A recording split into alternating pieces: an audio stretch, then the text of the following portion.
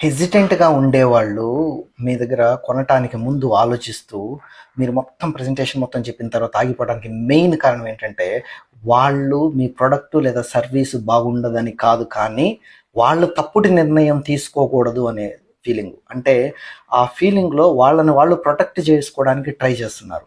So, ఇప్పుడు మీరు సడెన్‌గా వాళ్ళకి నాన్ స్టాప్‌గా సేల్స్ పిచ్ ఇవ్వటం కాకుండా, మీరు చేయాల్సింది ఏంటంటే సింపుల్‌గా కూల్ అయ్యి మీరు జస్ట్ వాళ్ళని ఓపెన్గా చెప్పండి.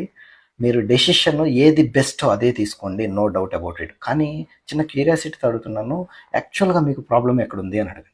సో ఒకవేళ ప్రైస్ అయితే వాల్యూ ఏంటో చూపించండి, యాక్షన్ తీసుకోకపోతే వచ్చే నష్టం ఏంటో చెప్పండి. తర్వాత ఒకవేళ దానికి డౌట్స్, ఏదైనా ఫీచర్స్ మీద డౌట్స్ ఉన్నట్టయితే మీరు ఎలా హ్యాండిల్ చేస్తారో చెప్పండి.